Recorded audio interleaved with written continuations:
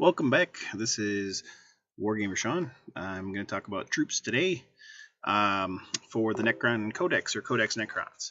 So the first troop is your basic warrior squad, and warriors have changed a little bit.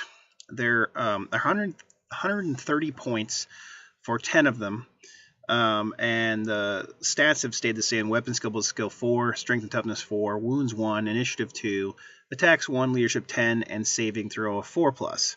They have the Gauze Flare, which is a rapid fire 24-inch range gauze weapon. The gauze weapon is better now. I think I mentioned it in the first video, but maybe not. The gauze weapons now glance on a 6, which they did before, but they also wound on a 6 no matter the toughness. So they've kind of gone back to more like of a 3rd edition one. So, which is good. It helps give them an advantage against pretty much anything. Like gargantuan creatures, monstrous creatures, they have a chance of hurting them and just putting DACA into them. So that's good.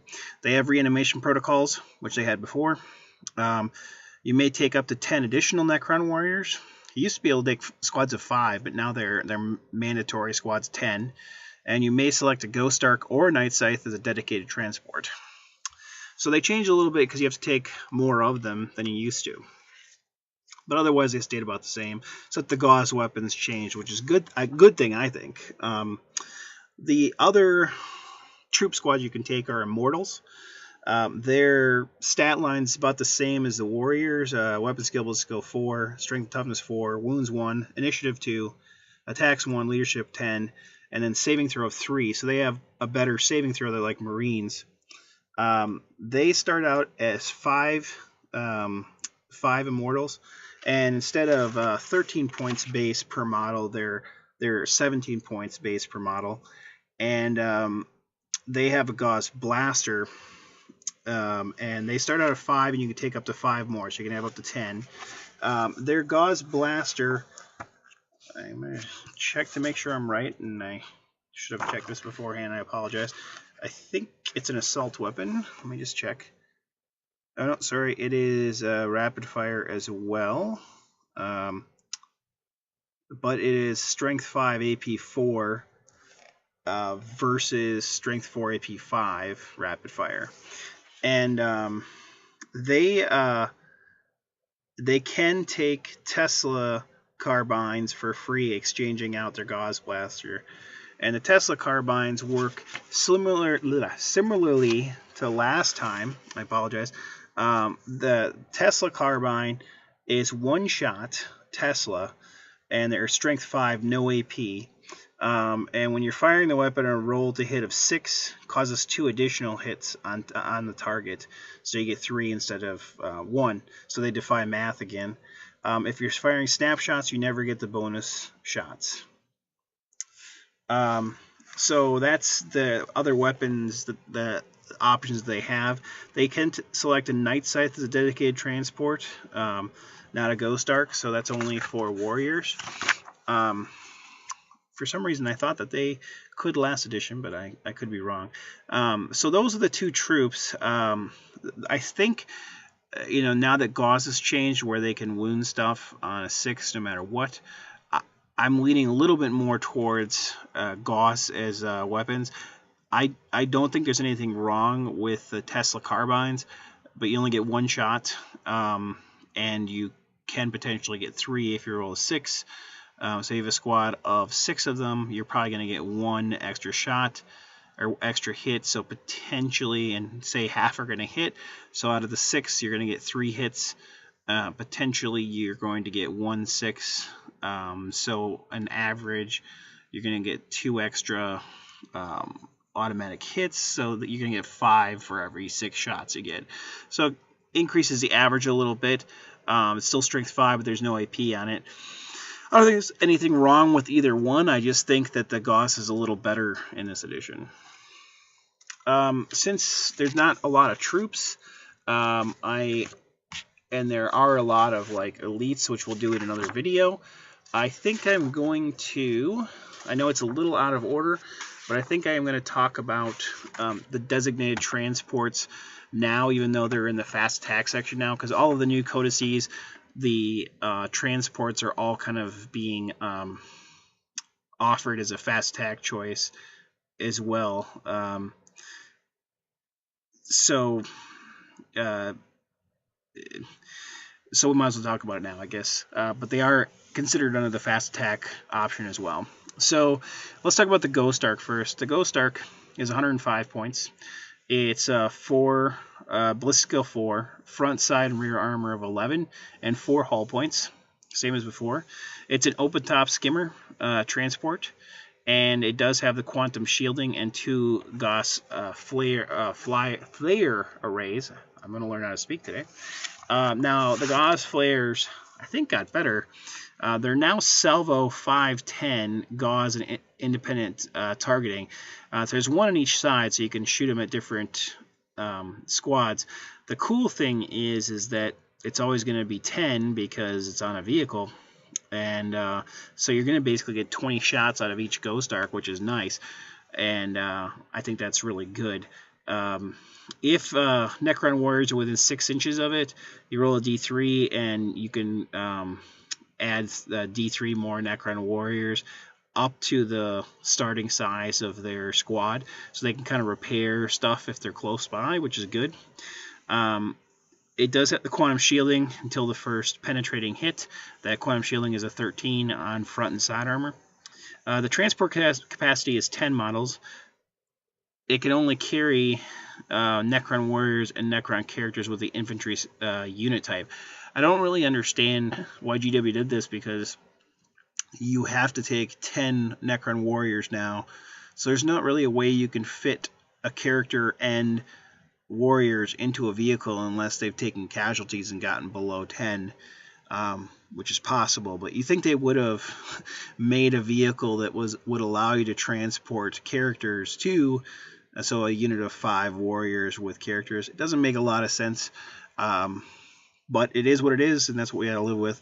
It can't carry anybody else, and the characters have to be infantry type.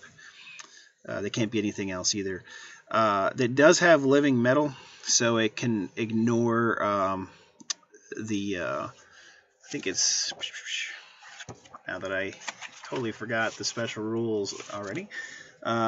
It ignores crew shaken, but still loses a hull point. And each turn, if you roll a d6, you can regain a hull point. Ignoring crew shaken is nice. Excuse me, that was really gross. So I think the Ghost Ark, in last edition or at the beginning of 6th, flyers were very important until kind of Tau came out. They really dominated the skies. I think 7th edition has really changed, because this also depends on your local meta. Our local meta has emphasis on objectives and some modified Maelstrom type missions. I think that kind of puts variety and challenge into your games. Good, Bad, and the Ugly, we had a really weird system, which I talk about in another video, but it's still Maelstrom, 6 objectives. And so I think objectives, if they're really important in your local meta, I think having objectives secured is very important. Now, the reason I bring that up is if you take warriors and you take Ghost Ark as a designated transport, and you don't even have to put them in there. You could have 20 warriors and not even have the Ghost Ark in there. But the reason that's important is if you take a primary CAD or combined arms attachment, not the detachment that's in your codex, that's in the Necron Codex. What's really cool about that is you've got a squad of warriors that are objective secured and a Ghost Ark that's objective secured. One, the Ghost Ark is going to help protect your warriors. It's going to help repair your warriors.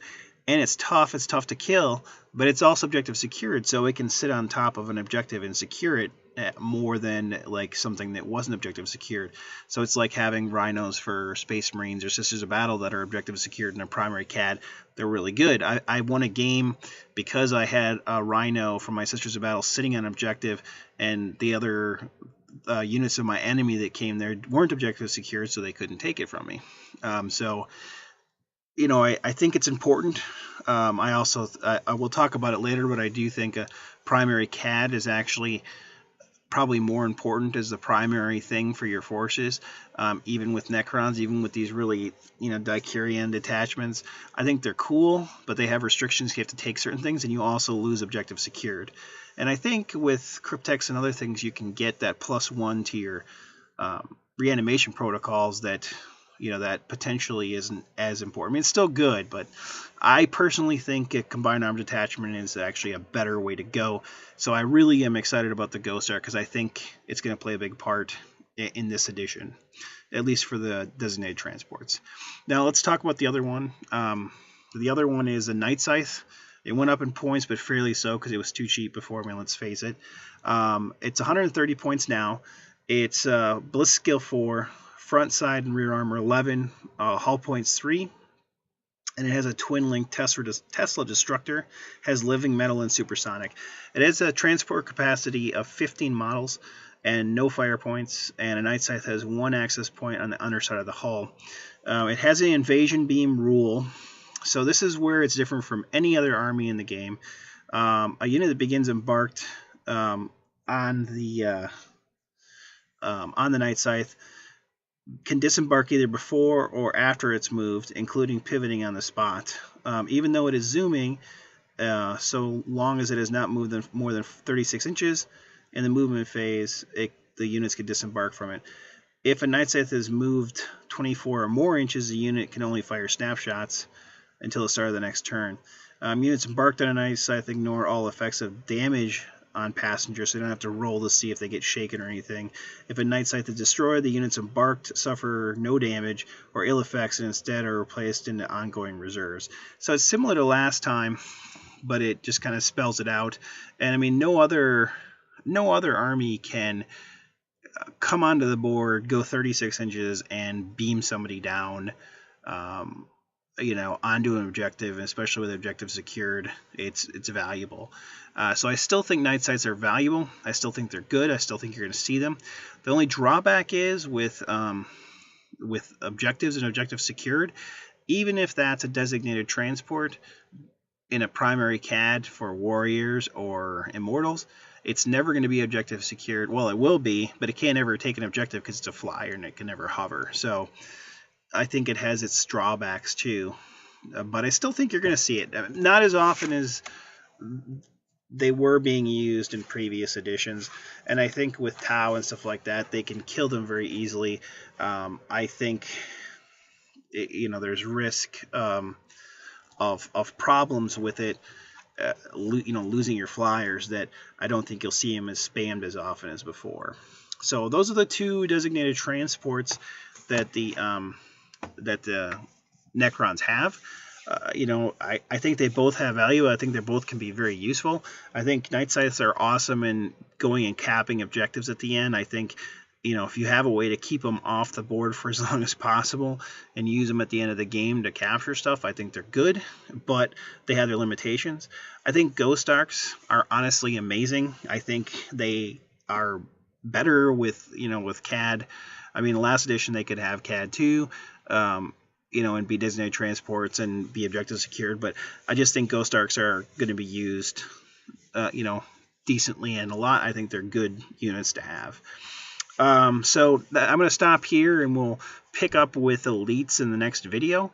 But I just wanted to kind of get this made, and I wanted to talk about those 2 fast attack options because I think they kind of go with the troops more because you use them with the troops a lot, especially the Ghost Ark. So I hope you guys have a good time playing the Necrons if you get a chance to. Keep on gaming and take care, and we'll see you next time.